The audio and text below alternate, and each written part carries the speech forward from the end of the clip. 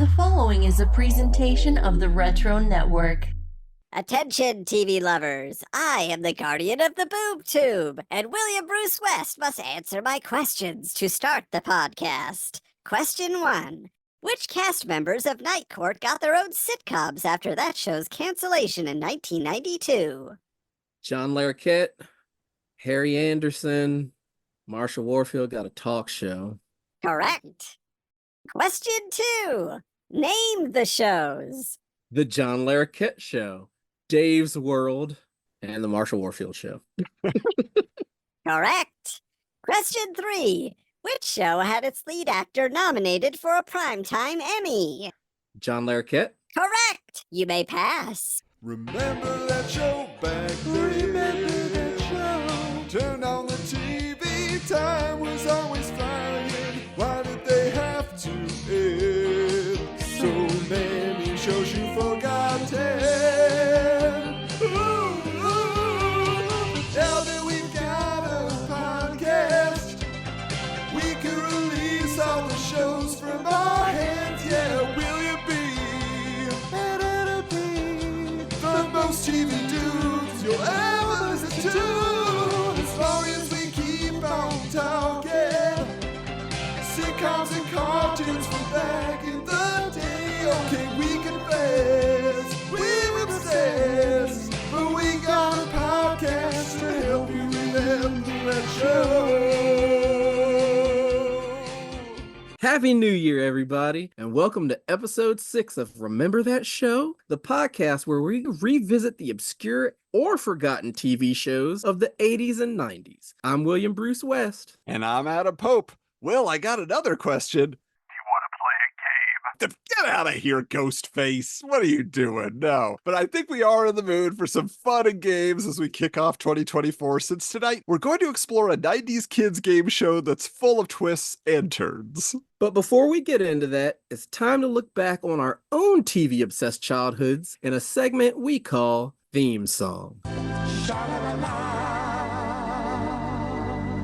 So Adam, what kind of TV game shows were popular in your house growing up? So this is really strange, but I never saw my parents watch any game show ever. Like, I saw my mom watch soap operas, I saw my dad watching MASH and like stuff like that, but when the game shows were on, they weren't tuning in. But I remember one time on a vacation, my cousins telling me about The Price is Right. And they were doing like the announcer's voice and they were imitating. I was like, what is this? It's probably like 1988. And I was just fascinated by this concept of a TV show where people played games. I'm like, what? Because I'd only been watching cartoons and sitcoms at this point. And I realized that all that stuff was happening while I was at school. And so I was missing out on most of it. So I checked out Bob Barker during the summer breaks. I was always into that. I did have a Wheel of Fortune phase in like 6th grade where I would tune in because it was on just before dinner time. So that would be my lead in to dinner. But I never really got devoted to a game show, although when the Game Show Network became a thing on cable in the 90s, I really got interested in the old 70s game shows, stuff like Let's Make a Deal, because their audience would like show up in costume. They could earn money by randomly pulling items out of their pockets and bags and whatever. That fascinated me. But I think the one that was probably the biggest overall that I tuned in as much as I could, especially during the summer, was Supermarket Sweep. It had to be because of that episode of Married with Children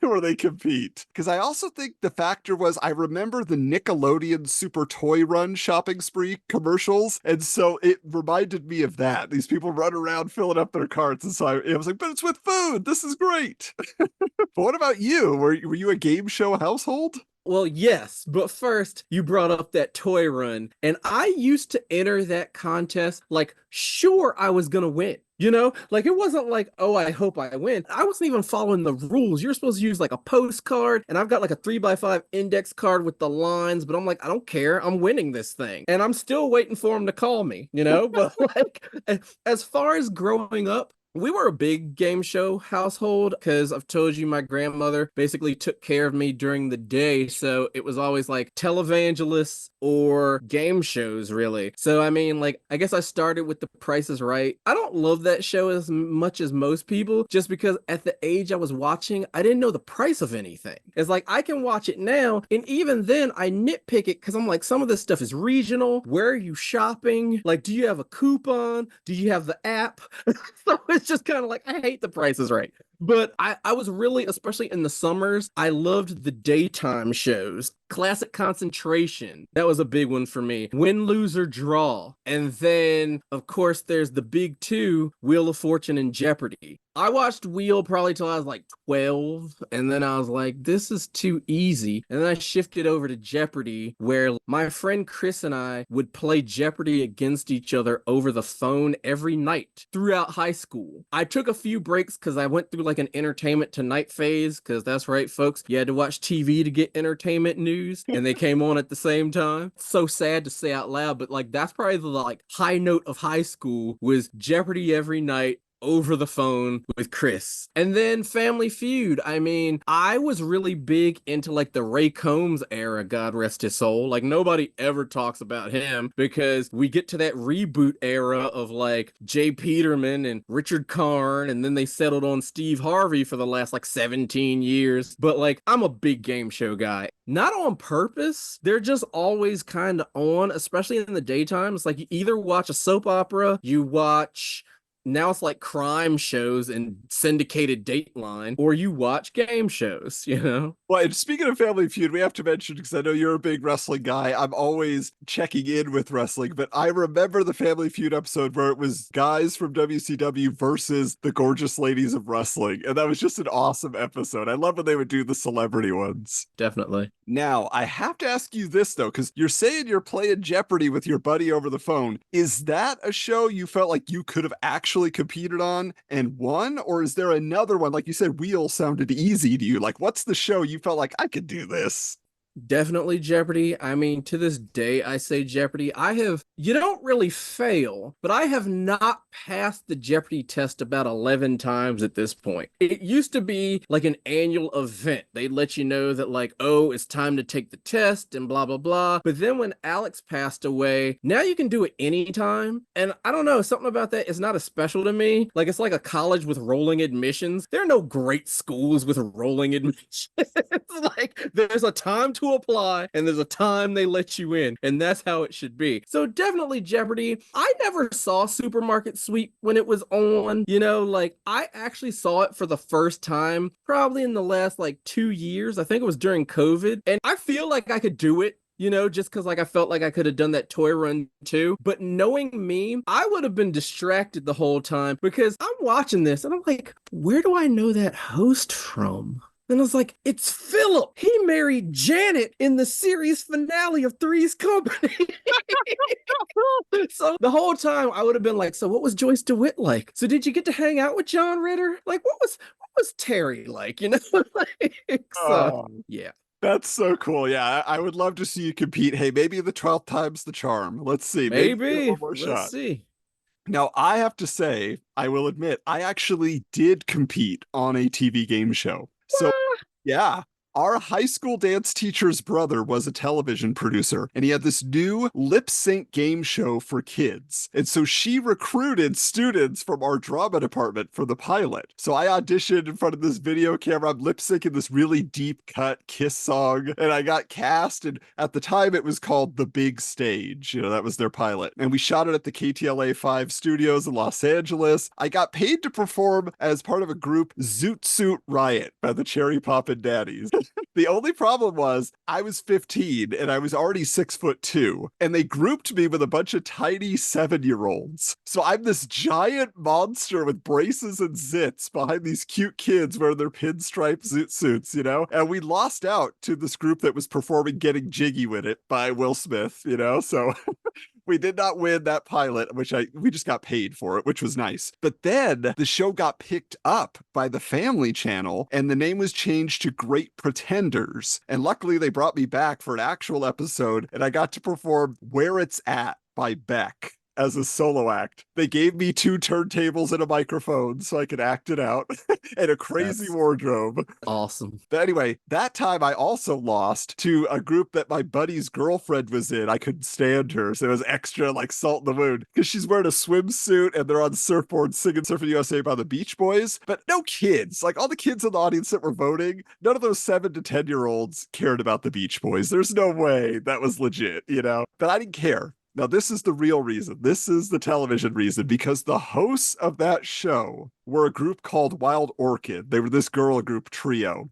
And it featured Renee Sands and Stacey Ferguson, previously of Kids Incorporated. So yeah, Fergie from the Black Eyed Peas, right? In her in-between period, she interviewed me on stage after my performance. It was like the highlight of my young life, not because I knew she was going to be actually famous. I was just like, you were Stacey from Kids Incorporated. I can't believe it. And I kept wanting to talk to him backstage. I was too shy. Just like you're saying, you would have been asking about Joyce. What's Ryan Lambert like? Do you remember the Monster Squad? Anyway.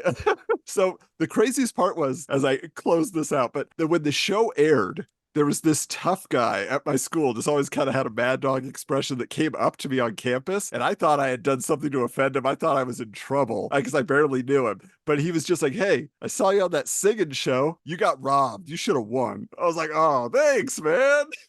That's awesome. Bridging the gap, you know? And you're never going to believe this, but when you're telling that story about like your friend's girlfriend, in my mind, I was waiting to say, and she would go on to become Fergie. Not quite. And the final thing is that later in that season, they got a bunch of kids to do Rock and Roll All Night by Kiss. And one of the girls in my class who was on that episode, she's like, yeah, they were talking trash about Kiss. I was like, what? I was like, Mrs. Prince, I auditioned with a Kiss song. You couldn't have given me that gig? Come on. Right. Anyway. Well, did you use your actual name? You know, I've heard crazy stories like Howie and the Backstreet Boys. When they wanted to form the group, they couldn't find him because he was using a different name. I had no such aspirations to have a stage name at that point. So gotcha. I did start signing my name, my A as a star, though, after that. There you go. But enough about us. It's time to look back at the TV landscape that created an opening in which kids' game shows could go for the win in a big way in a segment we call Greenlight.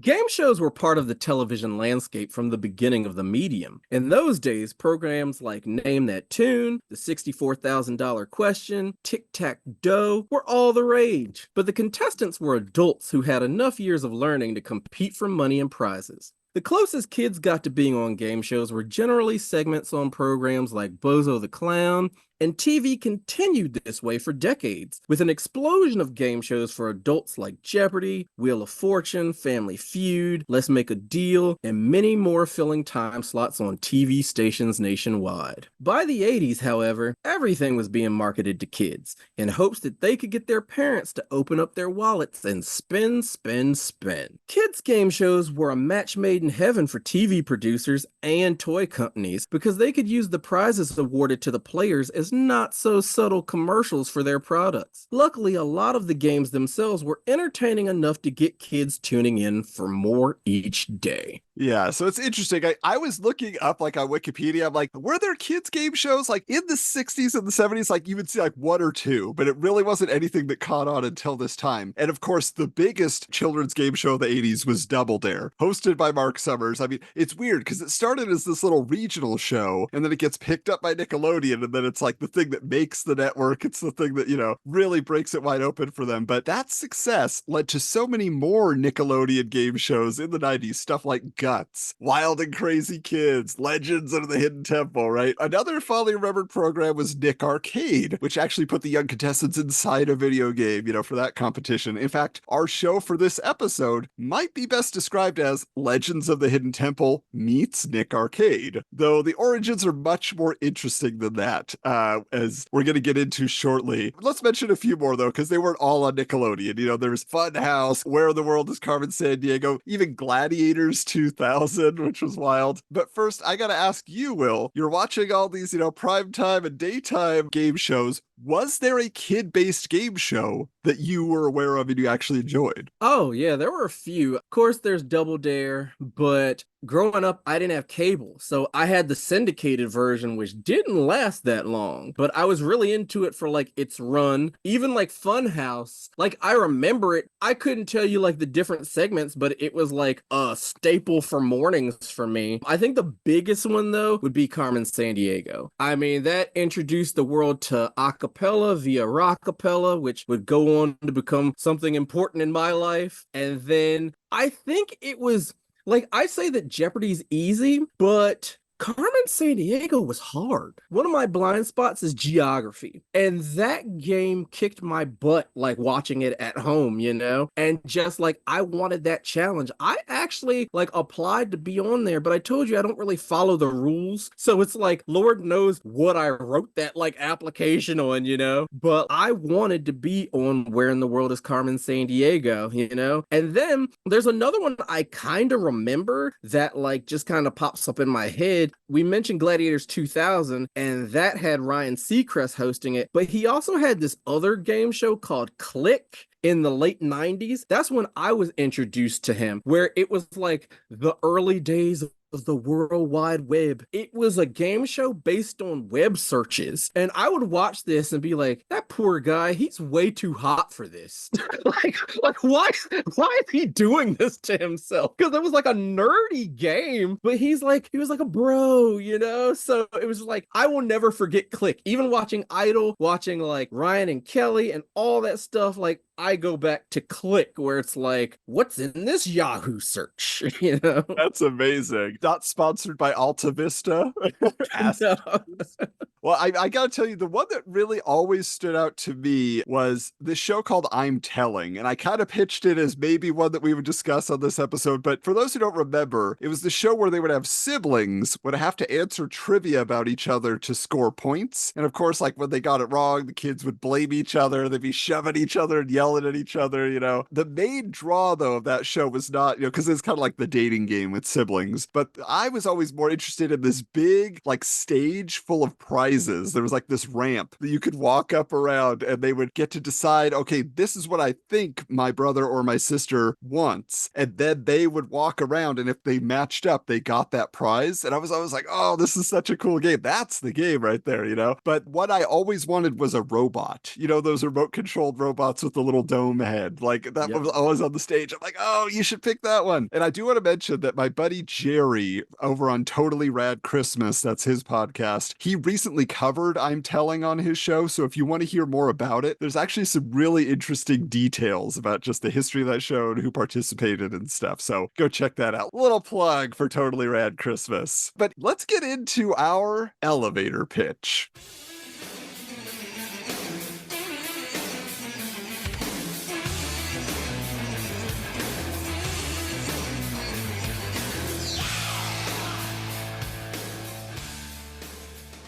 Yeah, we want to tell you what Masters of the Maze was about. So it is a kids game show that ran on the Family Channel for 2 seasons from 1994 to 1995. But quick sidebar before we even get into that. Will, did you watch the Family Channel? You said you didn't have cable, but did you even know it existed? Oh, I knew it existed because I know for a while it was like the cable home of Batman 66. Like every now and then I run across like buttons like Batman only on the Family Channel, you know? And one thing that always stuck out to me, because I told you I watched like Entertainment Tonight a lot. I remember when Big Brother Jake came out, because it was like their first sitcom on the Family Channel. And it was weird to me because he was the infomercial guy. He was the Body by Jake guy. And I'm just kind of like, why are we giving, I'm like, is Susan Powder gonna get a sitcom? That's a deep cut right there. And they would show clips and it looked worse than syndication. And see, like this was the heyday of first run syndication. So if you're not good enough for that, it's like, why are they investing money in this? So that was my impression of it, but it's always kind of scared me away. And this is like, we're hitting boundaries, because at the end of the day, it was always, that's the 700 Club network. And you know, like I grew up on the 700 Club, but I'm good with that hour. They don't need a whole channel. You know, so Yeah, that it kind of started out heavily Christian programming and then really branched out over the years. Yeah. Right, right. And quick trivia, Body by Jake Steinfeld is the uncle of Haley Steinfeld that we all know from Bumblebee and Hawkeye and many other things. That's amazing. I gotta say, I always got the Bodies by Jake guy confused for some reason with Lyle Alzado. I do that too. Yeah. I do that too. The only shows I remembered really from the Family Channel, except when I was on it, I was like, hey, my show's on. The new Zorro. They had this like New Adventures of Zorro, which I believe starred Duncan Regeer, who played Dracula in the Monster Squad, which is crazy. Really? Yeah. I didn't know he played that, but like I was researching that today and it was the Regeer guy. And like they actually filmed in Spain and like they put some money into it. So yeah, there was that, and also Maniac Mansion, which was not really at all based on the video game. It was more like their version of the Addams Family, but Joe Flaherty and Eugene Levy, like they were the ones who were involved. Like Joe Flaherty was on camera. Eugene might have been, but I know they were at least like writing it and maybe like executive producing or something. But I always thought that show was just so bizarre because it was more like Addams Family meets Erie, Indiana, where it was just like all these weird people living in a house together, but it wasn't necessarily an anthology show. Anyway. Eugene Levy, huh? Yeah. He's my like goal accomplishment inspiration, where he spent like 10 years as just Jim's dad. And then like he blew up. Well, I always knew him as Dr. Pearl from Waiting for Guffman, and I showed that to my wife for the first time last night, actually, so that was pretty great. But getting back to Masters of the Maze, so before we get into the details of the gameplay itself, I've got to tell you who invented this show, okay? Because I did not know this before researching for the episode. Hal Berger, he is the designer of the Power Glove. Yes, that infamous Power Glove. It's so bad for our buddy Chad. It's an Australian game called Fenton's Maze, is what Masters of the Maze started out as. It was just a concept, like I think it was more like a board game. And he adapted it into an electronic game that then was licensed by Tiger Electronics. And then he's like, we've sold you this game. Now let's create a actual live action game show version. And then it got sold to the Family Channel. So it's just like, so it's interesting to see the most disappointing video game peripheral of the 80s was loosely tied to Masters of the Maze. But as we get into it here, you're going to find out it had a very heavy video game influence. So it makes a lot of sense. So, Will, why don't you tell us how it's played here? Oh man, this boring show. Whoa! I mean, bring it in. Masters of the Maze was a competition consisting of 3 rounds. The first round had 3 teams of 2 contestants each, competing in a game where a digitally scrambled image would slowly come into focus, and the first team to buzz in and answer correctly had to then answer a trivia question to score a point. The 2 teams with the most points would go on to round 2. In this segment, the teams would try to get the shortest time making their way through a multi-room maze. This was done with one of the kids suited up in an electronic armor and guided by their teammate through robotic audio cues like go left or go right that were triggered by the movement of a joystick as they watched the progress via an electronic map of the maze on a screen. The final part of the maze was a trivia room called the Chamber of Knowledge, where the player had to get 3 trivia questions correct to open the door for their exit. Round 3 found the team with the best time through the maze going to Prize Mountain, where they aimed a Power Glove-like gauntlet in the armor at TV screens with sensors that said prize. If the player activated 3 prize screens, they got the grand prize, a $500 shopping spree at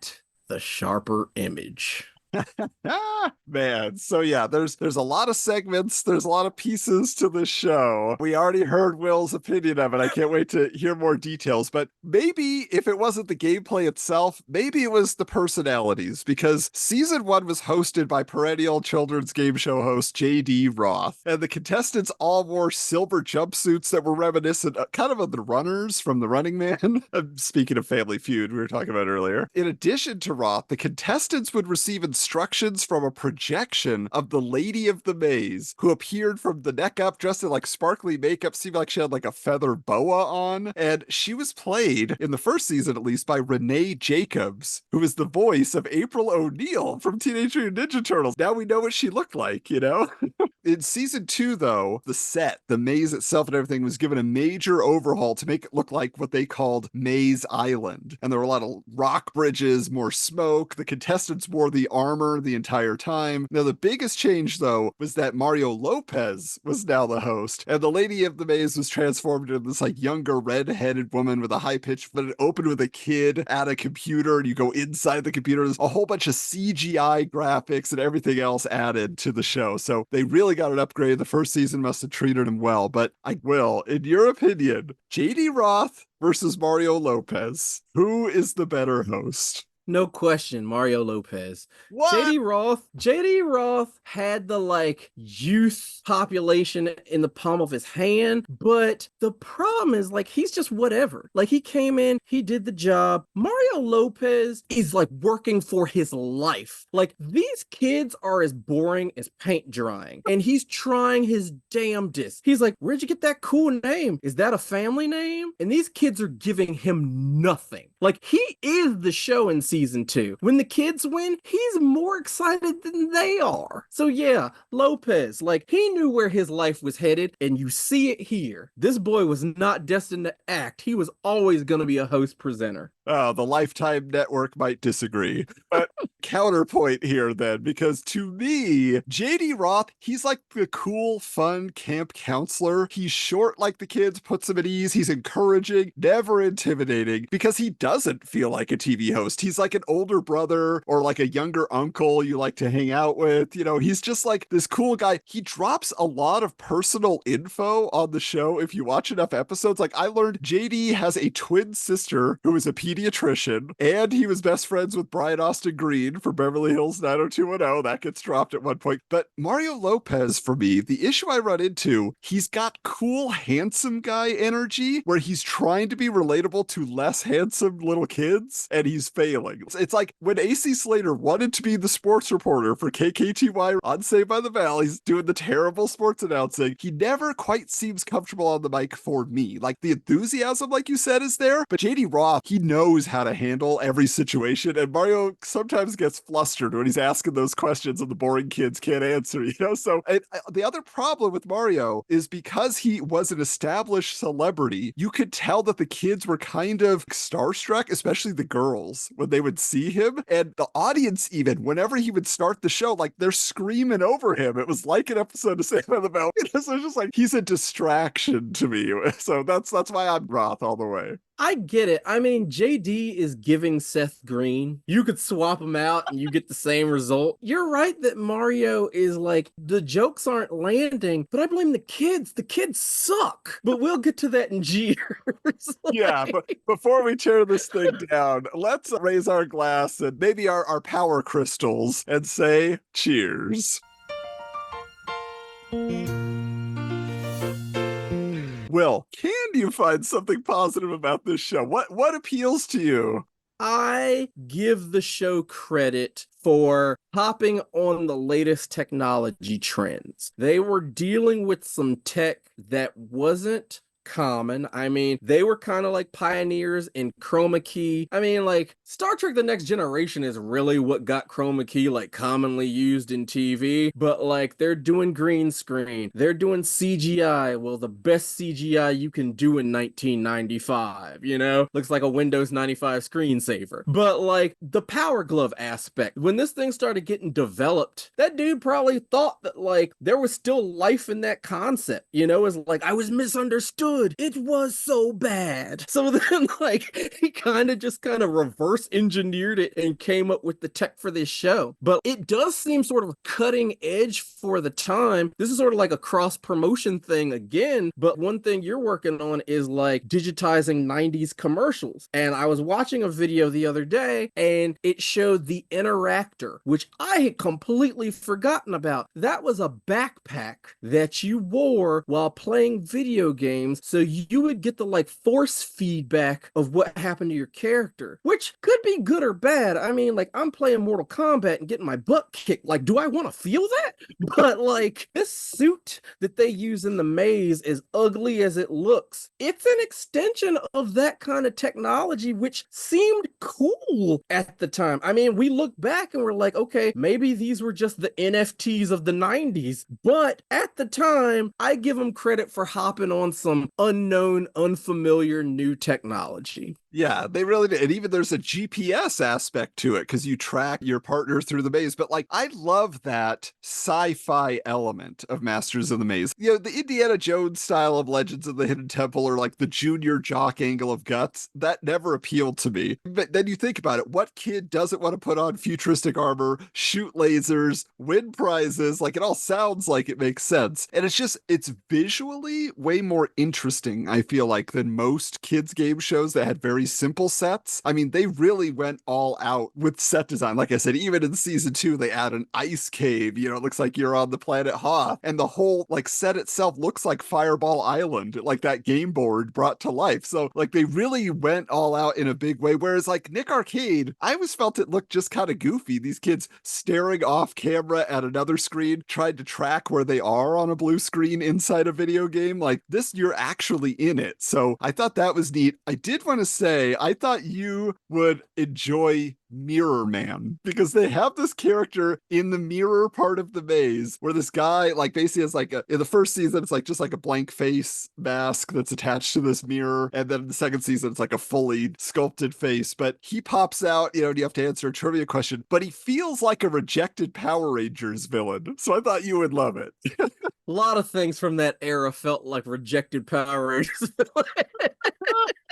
But yeah, they were cutting edge, tried to do the best they could. Maybe, you know, the concept couldn't support it, but all the, you know, the bells and whistles that they added at least got my attention as a kid because I was watching the show. But you had never seen it before, right? Never. All right, well, that being the case then, you know, we've told you to the best of our ability what worked about this show. But now it's time that we check out the jeers. Boo!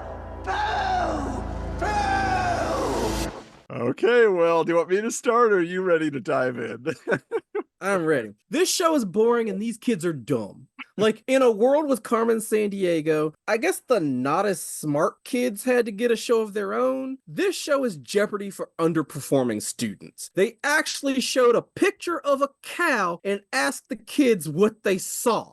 Then there was a question where one kid answered the Boston Coffee Party. These kids are 13. These are dumb kids. They just really are. And it made me angry. And I hated that if they got the answer close enough, and I noticed this more with Roth than with Lopez, like they just give it to him. Like they showed a picture of Joey Lawrence, but she used his name from Blossom and they gave it to her. But then they showed a picture of Aurora Monroe and the girl said Stormy and they gave it to her. In my 30 plus years as a comic fan, Aurora Monroe has never been known as Stormy outside of maybe Logan flirting with her. I gotta tell you this, Will. So in that vein, JD Roth did sometimes enforce it because there was a time when it was the same thing. They showed Brian Austin Green was the picture and the girl called him David Austin Green because he's David on the show. And JD Roth is like, I wanted to give it to you, but I couldn't. He's my friend. He would get mad at me. So, but see, that was only because he had a personal stake in it, you know? And so like my biggest issue though, well, it's not my biggest. I have tons of issues with this show. It's convoluted. It's way too complicated. The rounds have no real relation to each other. Like the fact that you can identify a cow doesn't mean you're going to navigate a maze well. Not to get like conspiracy theory, but do you know what a psyop is? Because this feels like a military training device. It's like, great, he knows what a cow looks like. Can he be navigated through a maze with audio commands? Can he shoot a laser at a TV? You know, like the game makes no sense. And then to cap it off, they're competing for a $500 shopping spree. Where? The Sharper Image. But not just any location, the Beverly Hills Sharper Image. what are you going to do with that? Mario asked the kid, what are you going to do with that? And he said, I don't know. I've never been to that store yet. In 1996, there was nothing for a 13-year-old at the Sharper Image.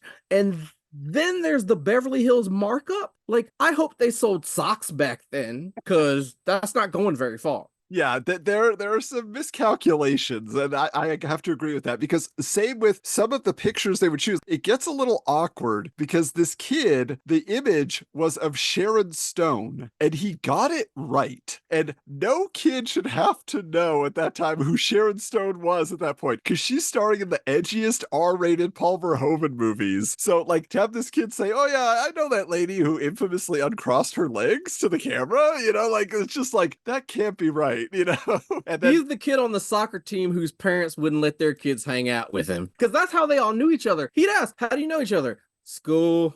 You know, like, these kids are dead. Yeah, and the ones that they coached, they were like over the top. They're like, yeah, we just pretend that we're crazy. And it's like, dude, you gotta bring it back. I do want to say too that the maze portion of the show can get repetitive because it's the same set every time. They don't mix it up. So the appeal, I feel, of any game show as a viewer is feeling like you can play the game, you know, as well or better than the contestant on TV. But when you're just seeing a kid fumble through like these doors that some are locked and some are not, blindly because their visor is down and their friends tell them left, right, forward, back. Because really it feels like they're Luke Skywalker, right? They're going to get zapped by his little training module thing. But like the mirror maze is confusing, but it's not satisfying for the viewer because you can see from the top down how they should get out. And the hosts are always like, oh, it's harder than it looks, guys. It's harder than it looks. They have to remind the viewers. I can see why the show couldn't last any longer, because if you have watched the show, you'll have the pattern memorized and then you just run right through, you know? And then the Sharper Image thing is a good point because the other prizes that they also are promoting are kind of lame. I mean, they have like off-brand stuffed animals. They have generic Game Boy style handheld video game units. Tiger Electronic Games, which coincidentally, where did Fenton's Maze or whatever come from? Yep. You know, it's like, it's that cross promotion thing, but everybody knows Tiger sucked. Like, it's a part of our childhood we relish, but Tiger Electronic Games were the things you played, guilting your parents into getting you a Game Boy. It's like, but Game Boy's graphics are so much better. You know, like, Well, and then they also, there's this X2 robot that they offered at one point, which was an early prize item there that was promoted in several episodes. And I know from experience that was terrible because I own that. It was a cassette-based robot toy. It didn't move. It didn't do anything. It just, the tape played and it did like trivia for you. I probably saw it on this show and then asked for it for my birthday. You know, it's not a real robot. I don't understand. They call it the video game of the future. They're like, now you're playing the video game of the future. So why are they not giving away like real video games, some Sega, at least TurboGrafx 16, right? right. Along the lines with the video game thing, for the audience watching at home, they didn't, for lack of a better term, zhuzh up the aspect of like they're in this virtual reality maze. Like, I'm just watching a kid in aluminum foil bump into walls. To me, you don't even need the joystick. His friend could just say left, right, left, right. The technological like underpinning of the whole thing gets lost. None of it comes across while you're watching as like, oh, they're using space age cutting edge technology to guide their friends through this like terrible maze. And honestly, I kind of checked out once they got to the maze. I only liked the first portion because it was like the old Leno thing, jaywalking. I just got a kick out of how dumb these kids were.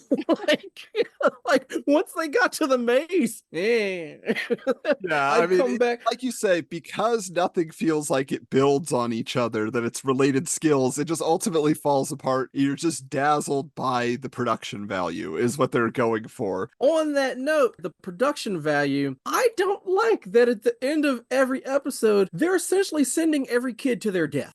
They're not supposed to, but that's how it looks. They say, stand still, put your arms at your side, because you're going on a magical journey. And then the kid is digitized in the only way you could do in 1995. They turn into a ball of energy, and then they go into like the video board. But they they never return. You just see their name and their high score. Those kids are dead.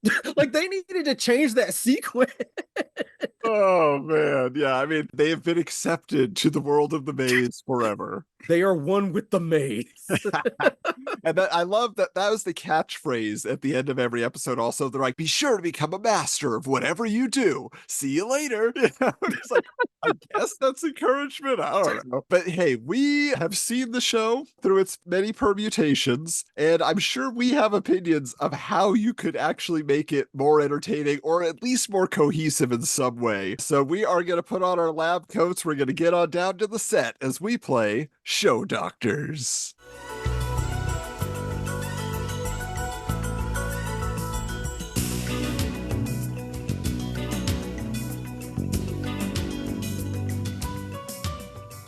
All right, Will, how do you fix it? Ooh, I don't fix it then. I bring it back now. Well, first of all, host, because that's very important. And we've already mentioned him. I'd go with Seth Green because he gives the same energy as JD Roth, but he has the household recognition of a Mario Lopez, but he's not a cool, handsome guy. So, like, you could kind of be starstruck of like, hey, it's Chris Griffin, but like, ultimately, he gets the job done and he's still a name to bring in an audience. But the original show was predicated upon cutting edge, on the doorstep to obsolescence technology. Power Glove failed. The Interactor failed. So I would kind of do the same here. Something that could take off, but probably won't. So I would incorporate like an Oculus angle to it, or maybe even the metaverse. They keep wanting the metaverse to happen. Like, we would really go into the video game. You are in the video game aspect of it, which like is a lot more common now. It can be done better now.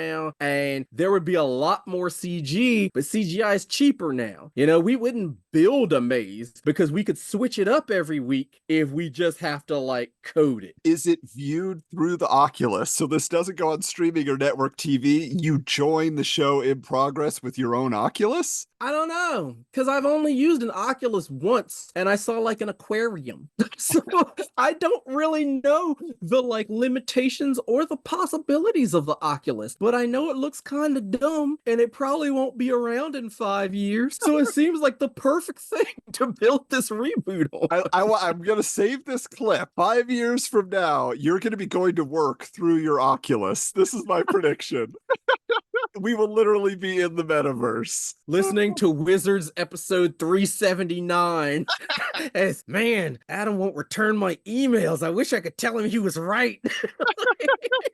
Well, here's my idea, because I do think they could have at least gotten a third season out of this thing, but it would have involved, like, this is something that you've mentioned in the past, is sometimes you need a sponsor. You need somebody that's getting the names. And like I said, I feel like it's got to be a video game company where it's a mutually beneficial situation. And so Atari, they were on their last legs by this point in the 90s. Their Jaguar, their Atari Lynx handheld console, like, none of them became huge sellers. So as a result, Atari would have had a lot of unsold product in warehouses to give away on a game show, but it could also boost the profile to the younger generation, because most of them, if they hear Atari, it just meant old. It's what my dad played, you know? And so I say the revamped show is going to be called Atari Maze Masters 2000. You had to have 2000 in there. You had to. Gotta have the blue hair.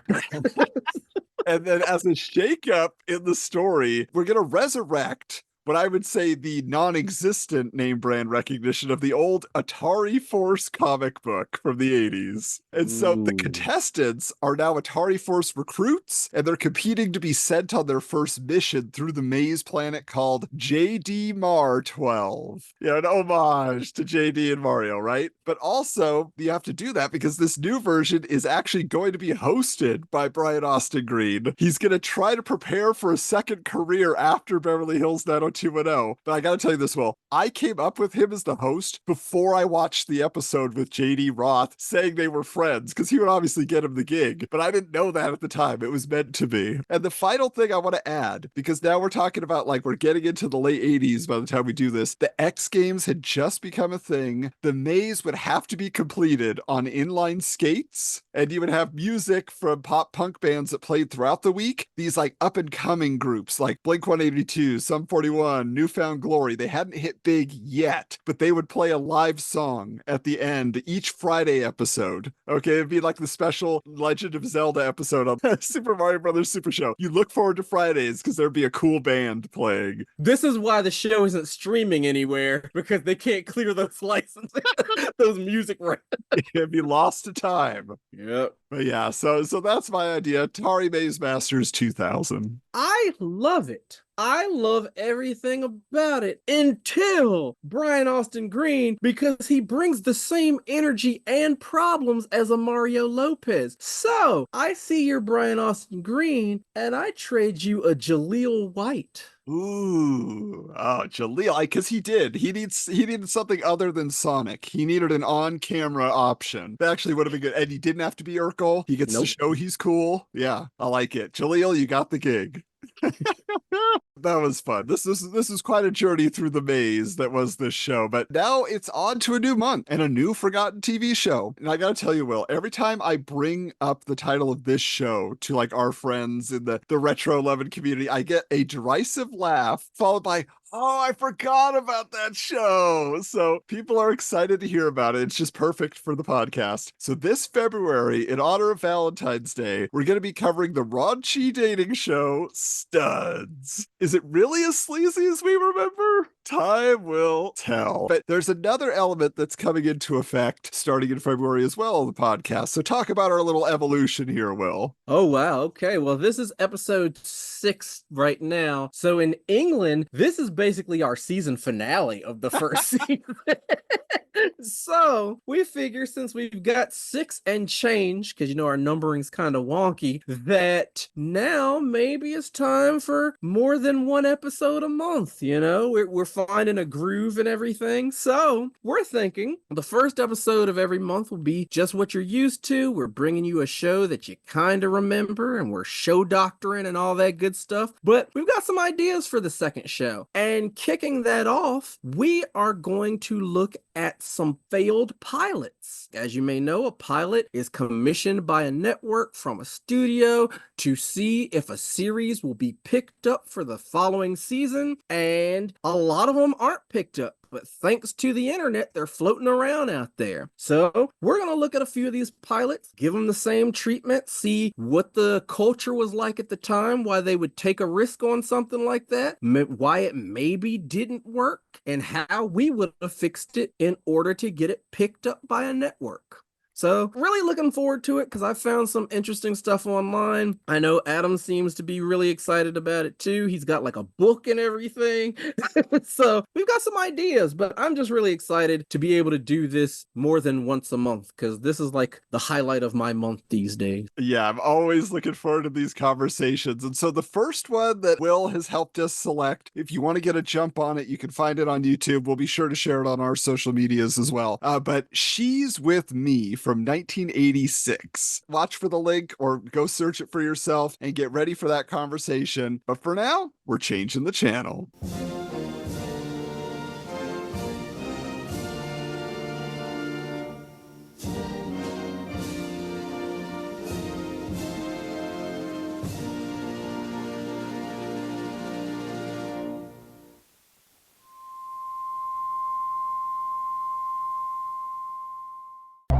This has been a presentation of the Retro Network.